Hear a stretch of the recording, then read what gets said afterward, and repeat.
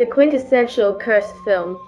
Most of us surely remember the story of Carol and the child haunted by vengeful spirits from another dimension.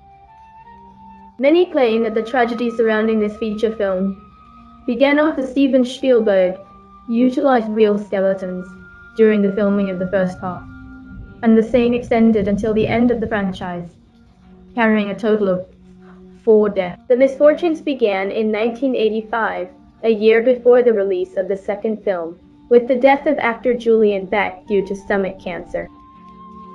2 years later, the unfortunate Wissam succumbed to his untimely demise. He had suffered a debilitating heart attack and a life-threatening septic shock brought on by a severe intestinal obstruction, which ultimately claimed his life. In a separate tragic occurrence, Dominic Doom, the talented actor, who had portrayed the elder sibling of the previously mentioned character, met a similarly grim fate when she was cruelly strangled by her boyfriend at the tender age of 22.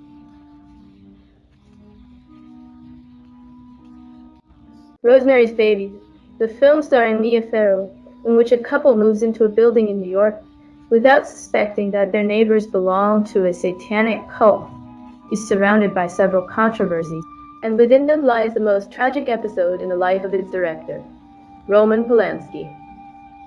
The root of the curse lies in the fact that it was filmed in the Dakota building. The legend states that every person who enters there dies in a horrible way. Initially, the composer of the film's soundtrack, Christoph Komida, died from a cerebral blood clot. But something more tragic happened afterward. At just 26 years old and 8.5 months pregnant, the director Cheryl Tate's partner was murdered by the Charles Manson cult. It is worth noting that years later, John Lennon was shot in front of the building, and the actor Boris Karloff also died while receiving treatment there. After his passing, his spirit surrounded me. The prophecy of the arrival of the Antichrist is the starting point in this film by Richard Donner, and it is hard to believe that the events that occurred during this filming were a mere coincidence. The film actor Gregory Peck was trapped on a plane when it was struck by the lightning, which is not so unusual, but the same thing happened to screenwriter David on another plane 8 hours later. Prior to this incident, the producer was, on the other hand, lucky to have survived a bomb that the IRA terrorist group had planted in the hotel where he was lodging. Special effects supervisor Jordan was in a car accident where a collaborator was decapitated, mirroring a scene from the film. If this information seems insufficient, it is also worth noting that the Rottweiler handler we see in the film was viciously attacked by the dogs, and a security guard was tragically mauled and consumed by several lions while filming on location inside the zoo.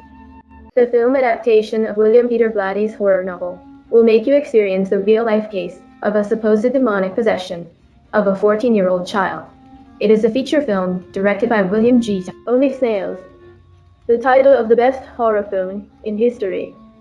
It could also be said that it is one of the productions that drew the most of those paranormal occurrences during and after its filming. It is already the beginning of the song, but the ending had to be postponed due to a fire that broke out in the set of Martin's class, where the only thing that seems to have been affected was Reagan's room, the character of the young possessed girl. Later, the bus ticket for the meaning of the protagonist's mother suffers severe damage to Thorne to the point of recording one of its scenes. Above all, the moments we hear when Corrigan is on the ground are completely real, featuring the actors Jack McGowan and Vasiliki Maliaras. They died during post-production, and it did not end there.